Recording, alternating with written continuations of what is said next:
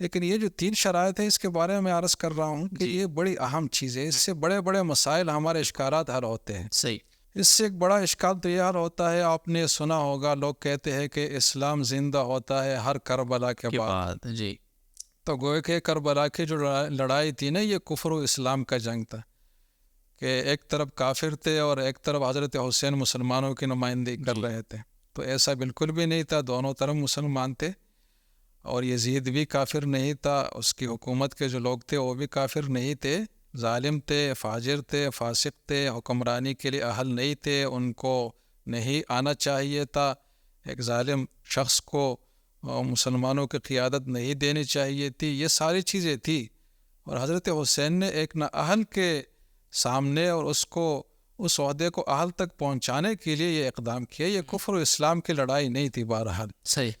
ورنہ اگر یہ کفر و اسلام کا جنگ ہوتا تو آپ خود بتائیں کہ حضرت حسین یہ کہہ سکتے تھے کفر و اسلام کی لڑائی میں کہ بھائی مجھے واپس مدینہ جانے دیا جائے، میں اپنا کام کروں گا، یا مجھے دور کے سرحدات پر بھیجا جائے تاکہ میں کفار سے لڑوں. اگر یہ کفر و اسلام کی لڑائی تھی تو یہی کفار تھے نا، انہیں سے لڑتے ہیں، تو دور کے لیے کیا ضرورت تھی؟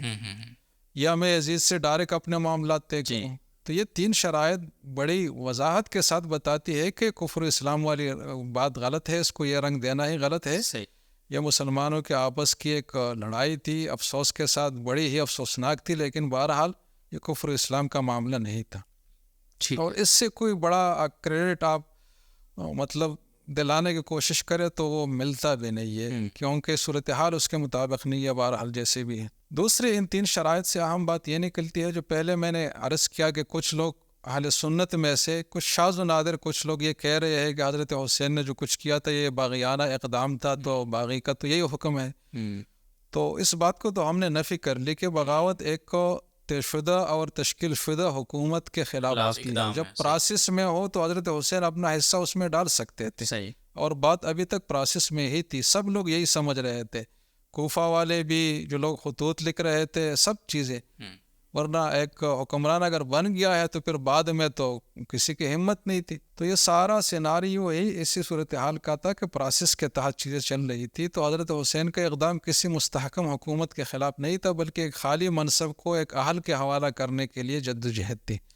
لیکن بالفرض، میں بالفرض کا لفظ استعمال کر رہا ہوں، کہ اگر ہم مان بھی لیں سپوز ٹو کہ یہ بغاوت تھی، تو جب حضرت حسین نے 3 شرائط رکھ لی کہ مجھے واپس جانے دیا جائے، میں لڑوں گا نہیں، مجھے دور کے سرحدات پر بھیجا جائے، مجھے ڈائریکٹ ایکسیس دیا جائے، تو پھر بغاوت کہاں رہی؟ وہ تو ختم ہو گئی.